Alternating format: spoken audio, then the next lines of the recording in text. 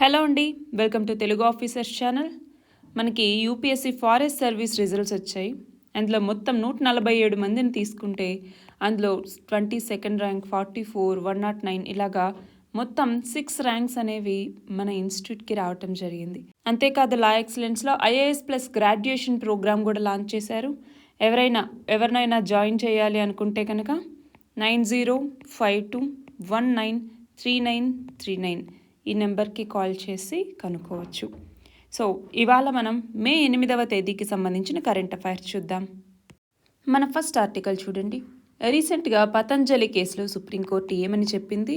ఇదిగో, వినియోగదారులు ఎవరైతే ఉంటారో వాళ్ళకి మోసపూరిత ప్రకటనలు అనేవి ఇవ్వకూడదు.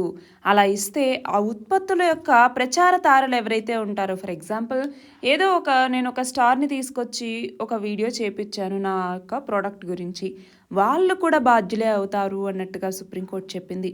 అంతేకాదు ఇప్పటి నుంచి ఏ వాణిజ్య ప్రకటన వచ్చినా అది ముందుగా టేబుల్ టెలివిజన్ నెట్వర్క్స్ నిబంధనలు 1994కు అనుగుణంగా ప్రకటన ఉంటేనే, దానికంటూ ఒక సెల్ఫ్ డిక్లరేషన్ ఇస్తేనే, అంటే స్వీయ ధృవీకరణను ఇస్తేనే ఆ ప్రకటనలు అన్నటువంటివి పబ్లిష్ చేయాలి అన్నట్టుగా సుప్రీంకోర్టు ఆదేశాలు ఇచ్చింది కూడా.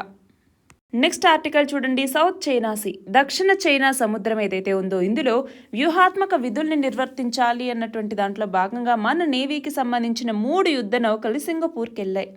అంతేకాదు 2 దేశాలకి సంబంధించి, అంటే సింగపూర్కి మన దేశానికి సంబంధించి నౌకాదళాల మధ్య బలమైన బంధం ఉంది అన్నటువంటి దానికి ఇది నిదర్శనం.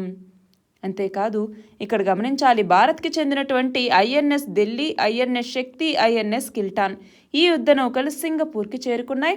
ఆ తర్వాత మలేషియాకి, ఆ తర్వాత ఫిలిప్పైన్స్కి ఇవి వెళ్తాయి. అంటే ఇప్పుడు దక్షిణ చైనా సముద్రంలో ఫిలిప్పైన్స్ యుద్ధ నౌకలతో చైనాకి చాలా సైనిక ప్రతిష్టంభన అనేది ఏర్పడింది కదా. ఆ నేపథ్యంలో చైనా ఏమో సౌత్ చైనా సీ మొత్తం నాదే అంటుంది. ఫిలిప్పైన్స్, మలేషియా, తైవాన్, బ్రూనై ఇవన్నీ కూడా దీన్ని వ్యతిరేకిస్తూ ఉన్నాయి. ఇంకోవైపు ఏమో ఇక్కడ ఉన్నటువంటి ఫిలిప్పైన్స్ యుఎస్ఏ మద్దతుతో అక్కడ గస్తీని నిర్వహిస్తూ ఉండటం, దాన్ని చైనా అన్నటువంటిది అడ్డుకోవటం, ఇవన్నీ జరుగుతూ ఉన్నటువంటి నేపథ్యంలో ఇప్పుడు దక్షిణ చైనా సముద్రంలోకి మన భారత యుద్ధ నౌకలు వెళ్ళటం అన్నటువంటిది ప్రాధాన్యత సంతరించుకుంది. నెక్స్ట్ చూడండి. కేరళలో వెస్ట్ నైల్ ఫీవర్తో ఒక పర్సన్ చనిపోవటం జరిగింది. దాంతో కేరళ రాష్ట్ర ప్రభుత్వం అప్రమత్తంగా ఉండండి అన్నట్టుగా ఆదేశాలు జారీ చేసింది. మరి ఆ నేపథ్యంలో మనం గమనించాలి, 1937వ సంవత్సరంలో వెస్ట్ నైల్ డిస్ట్రిక్ట్ ఉగాండాలో ఉందన్నమాట. అక్కడ తొలిసారిగా ఈ వెస్ట్ నైల్ ఫీవర్ని కనుగొన్నారు. ఇది దేని ద్వారా వస్తుంది అంటే వైరస్ ద్వారా. ఆ వైరస్ పేరేంటి? వెస్ట్ నైల్ వైరస్ అన్నటువంటిది. ఇది సింగిల్ స్ట్రాండెడ్ ఆర్ఎన్ఏ వైరస్ అనమాట. మనకి ఏదైతే ఈ జపనీస్ ఎన్సెఫలైటిస్ అనేసి, ఎల్లో ఫీవర్ అనేసి వాటిని కలుగజేసేది కూడా ఇదే వైరస్ అనమాట. మరి ఇక్కడ ఏమవుతోంది అంటే, నార్మల్గా ఇవి బర్డ్స్లో ఈ వైరస్ అన్నటువంటిది ఎక్కువగా హోస్ట్గా ఉంటుంది. ఎప్పుడైతే దోమలు ఈ బర్డ్స్ని కుడతాయో అప్పుడు దోమల్లోకి వ్యాప్తి చెందుతాయి.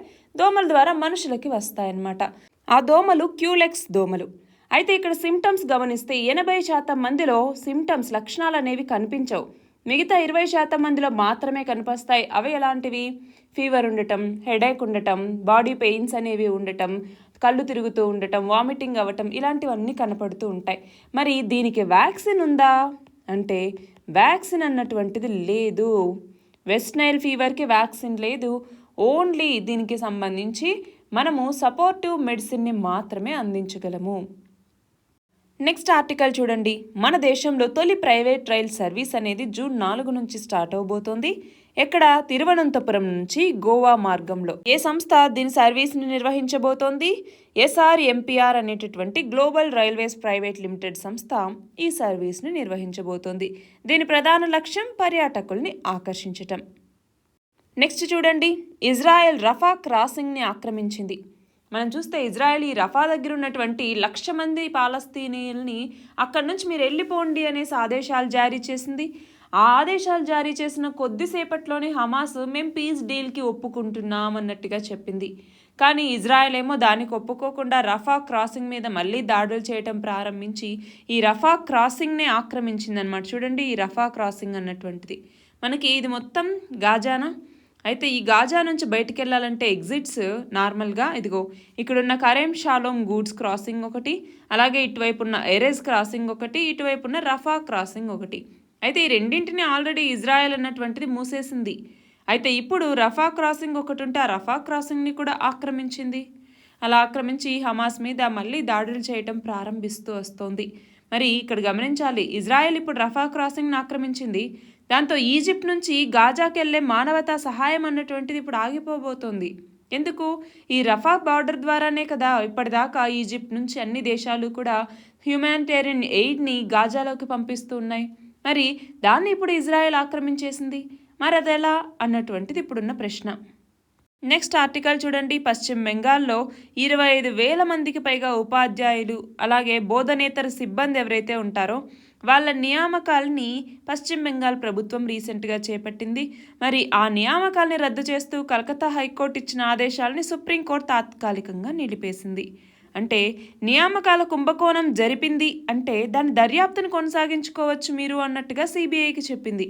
అంతేకాని దర్యాప్తు సమయంలో నిందితుల అరెస్ట్ లాంటి చర్యలు మాత్రం చేయొద్దు అన్నట్టుగా సుప్రీంకోర్టు ఇక్కడ చెప్పడం జరిగింది. అంతేకాదు నిరపరాధులు ఎవరైతే ఉంటారో వాళ్ళని హిస్టరీ షీట్ ఏదైతే ఉంటుందో ఆ రికార్డుల్లో చేర్చొద్దు అన్నట్టుగా కూడా సుప్రీంకోర్టు చెప్పింది. నెక్స్ట్ చూడండి. రష్యా అధ్యక్షుడిగా 5వసారి పుతిన్ ప్రమాణ స్వీకారం చేశారు. 2030 వరకు ఈయనకి పదవిలో ఉండే అవకాశం ఇప్పుడు లభించింది. రష్యాకి సంబంధించిన మ్యాప్ ఇది. సో ఎందుకు ఇది ఇంపార్టెంట్ అంటే రష్యా అధ్యక్షుడిగా ఎవరైనా కూడా నార్మల్గా 2 సార్లు మాత్రమే వచ్చే అవకాశం ఉన్నిందనమాట. కానీ పుతిన్ ఏం చేశాడు? రాజ్యాంగాన్ని మార్చేసి 3వసారి మళ్ళీ ఈ అధికారంలోకి వచ్చారు. మళ్ళీ 4వసారి, ఇప్పుడు 5వసారి ఈ అధికారంలోకి రావటం జరిగింది. అంటే రాజ్యాంగాన్ని ఇష్టం వచ్చినట్టుగా మార్చుకుంటూ ఉన్నారు. అయితే ఇప్పుడు మళ్ళీ 5వసారి బాధ్యతల్ని స్వీకరించిన నేపథ్యంలో ఉక్రెయిన్తో యుద్ధానికి నిధులు సమకూర్చడానికి పన్నుల్ని పెంచవచ్చు, సైన్యంలో చేరటానికి మరింత మందిని ఒత్తిడి చేయొచ్చు, ఇలాంటి నిర్ణయాలన్నీ తీసుకోవచ్చు అన్నట్టుగా విశ్లేషకులేమో చెప్తూ ఉన్నారు. నెక్స్ట్ చూడండి. మన భారత సంతతికి చెందినటువంటి అమెరికా వ్యోమగామి అయిన సునీత విలియమ్స్, ఈమె 3వసారి అంతరిక్ష యాత్రకి వెళ్ళబోతూ ఉంటే ఒక చిన్న అంతరాయం రావటం వల్ల ఆ యాత్ర అన్నటువంటిది వాయిదా పడింది. దానికి సంబంధించిందే ఈ ఆర్టికల్. అక్కడ రాకెట్ల ఆక్సిజన్ ప్రెజర్ రిలీఫ్ వాల్వ్లో లోపం అనేది తలెత్తింది అన్నట్టుగా చివరి నిమిషంలో ఈ యాత్రని వాయిదా వేశారనమాట. నెక్స్ట్ చూడండి. మేడిగడ్డకి సంబంధించి మనకి కాళేశ్వరం ప్రాజెక్ట్ అన్నటువంటిది ఉంది, అవునా? కాళేశ్వరం, ఈ కాళేశ్వరం ప్రాజెక్టులో భాగంగా నిర్మించినటువంటి మేడిగడ్డ డ్యామ్ ఏదైతే ఉందో ఆ మేడిగడ్డ బ్యారేజీలో మరమ్మతులు అనేవి చేయాలి. సీసీ బ్లాకులు తీసేసి మళ్ళీ కొత్తగా అమర్చాలి. అంతేకాదు అఫ్రాన్కి మరమ్మతులు, గ్రౌటింగ్ సహా మొత్తం పునరుద్ధరణ పనుల్ని వర్షాకాలం వచ్చేసరికి చేపట్టాల్సిన అవసరం ఉంది అన్నట్టుగా రీసెంట్గా నేషనల్ డ్యామ్ సేఫ్టీ అథారిటీ అన్నటువంటిది రాష్ట్ర ప్రభుత్వానికి చెప్పిందనమాట.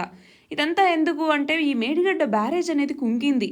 దాంతోపాటు అన్నారం బ్యారేజ్, సుందిల్లా బ్యారేజ్ ఇవి కూడా దెబ్బతిన్నాయి అన్నట్టుగా ఇప్పుడు నేషనల్ డ్యామ్ సేఫ్టీ అథారిటీ అన్నటువంటిది వచ్చి వాటన్నింటినీ పరిశీలించిందనమాట. ఆ నేపథ్యంలో ఒకటి కాళేశ్వరం ప్రాజెక్ట్ అన్నటువంటిది ఇంపార్టెంట్. మేడిగడ్డ బ్యారేజ్ కావచ్చు, సుందిల్ల బ్యారేజ్ కావచ్చు, అన్నారం బ్యారేజ్ కావచ్చు, ఇలా ఏమేం బ్యారేజెస్ నిర్మించారు, వాటి కెపాసిటీ ఎంత, ఎక్కడెక్కడ ఉన్నాయి, ఇవన్నీ కూడా ఒక్కసారి నోట్ చేసి పెట్టుకోవాలి. నెక్స్ట్ చూడండి. పనామాలో ఎలక్షన్స్ అన్నటువంటివి జరిగాయి. పనామా మ్యాప్ చూస్తే ఇదిగో ఇలా ఉంటుంది. ఇటువైపు ఏమో కరీబియన్ సీ, ఇటువైపు వచ్చేసరికి గల్ఫ్ ఆఫ్ పనామా, ఇటువైపు ఏమో పసిఫిక్ ఓషన్, ఇక్కడేమో గల్ఫ్ ఆఫ్ చిరుకి అన్నటువంటిది, ఇక్కడేమో గల్ఫ్ ఆఫ్ మస్కిటోస్ అన్నటువంటివి. ఇక్కడ వచ్చేసరికి ఇదిగో ఇదంతా పనామా కెనాల్ అనమాట, పనామా కెనాల్. సో ఈ నేపథ్యంలో ఇటు పనామా కెనాల్ అన్నటువంటిది ఇటువైపు కోస్టారికా, ఇటువైపు కొలంబియాతో బార్డర్ని షేర్ చేసుకుంటుంది. అలాంటి పనామాకి ఎలక్షన్స్ అనేవి జరిగాయి. అందులో జోస్ రౌల్ ములినో ఈయన విన్ అయ్యారు అనేసి ఈ న్యూస్. నెక్స్ట్ చూడండి. బార్డర్ రోడ్స్ ఆర్గనైజేషన్ అన్నటువంటిది రీసెంట్గా 65వ BRO డే సెలబ్రేషన్స్ అన్నటువంటిది చేసుకుంది. ఏ రోజున అంటే మే 7వ తేదీన. మరి బార్డర్స్ రోడ్ ఆర్గనైజేషన్ అన్నటువంటిది మన బార్డర్స్లో ఈ మౌలిక సదుపాయాలు ఏవైతే ఉంటాయో వాటన్నింటినీ నిర్మించడం కోసం ఏర్పాటు చేసినటువంటి సంస్థ. నెక్స్ట్ చూడండి. గగన్ స్ట్రైక్ 2 అన్నటువంటిది మన ఇండియన్ ఆర్మీ అలాగే ఇండియన్ ఎయిర్ ఫోర్స్ ఇవి రెండు కలిసి ఒక జాయింట్ ఎక్సర్సైజ్గా పంజాబ్లో నిర్వహించడం జరిగింది. ఆల్రెడీ ఇంతకుముందు గగన్ స్ట్రైక్ అని జరిగింది, ఇప్పుడు గగన్ స్ట్రైక్ 2 అన్నటువంటిది జరిగింది. నెక్స్ట్ చూడండి. 2024 అత్యంత వేడి సంవత్సరం. అంతేకాదు ఈ సంవత్సరం 64 దేశాల ఎన్నికలు అన్నటువంటి ఉన్నాయి. ఆ నేపథ్యంలో ఓటు హక్కు ప్రాధాన్యత గురించి, అలాగే వేడి అన్నటువంటిది ఉంది. సో హీట్ వేవ్స్ ఈసారి ఎక్కువ వచ్చే అవకాశం ఉంది.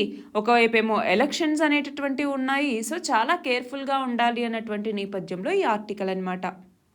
నెక్స్ట్ చూడండి, ఆంధ్రప్రదేశ్ నూతన డీజీపీగా హరీష్ కుమార్ గుప్తా ఈయన బాధ్యతలు చేపట్టడం జరిగింది.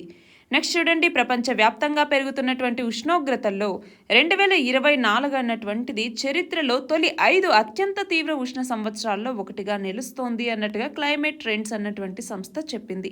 నెక్స్ట్ చూడండి, ఆర్సీబీ కెప్టెన్ అయినటువంటి ఫాఫ్ డుప్లెసిస్ ఈయన T20లో 10,000 పరుగులు పూర్తి చేసుకున్నటువంటి 14వ బ్యాటర్గా, అలాగే తొలి సౌత్ ఆఫ్రికన్ క్రికెటర్గా చరిత్ర సృష్టించడం జరిగింది. రీసెంట్గా గుజరాత్తో జరిగినటువంటి మ్యాచ్లో ఈయన హాఫ్ సెంచరీ కొట్టడంతో ఈ ఘనత అనేది సాధించారు. నెక్స్ట్ చూడండి, భారత మహిళల హాకీ కెప్టెన్గా ఎవరు నియమితులయ్యారు అంటే సలీమా టెటే. నెక్స్ట్ చూడండి, ఏ దేశంలో కొత్త రకం ఎంపాక్స్ అంటే మంకీ పాక్స్ అనమాట. ఈ మంకీ పాక్స్ విజృంభణ కారణంగా ఆరోగ్య అత్యవసర పరిస్థితిని ప్రకటించారు అంట కాంగోలో. నెక్స్ట్ చూడండి, తమిళనాడు తీరంలో కొత్తగా కనుగొన్న ఒక జీవికి దేని పేరు పెట్టారు అంటే చంద్రయాన్ వ్యోమనౌక పేరు పెట్టడం జరిగింది. దాని పేరు బాటలిప్స్ చంద్రయాని అనేసి.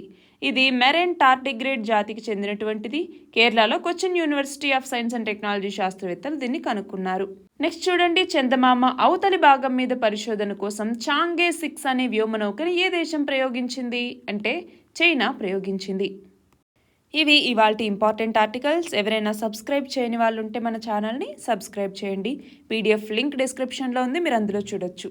All the very best and thank you very much.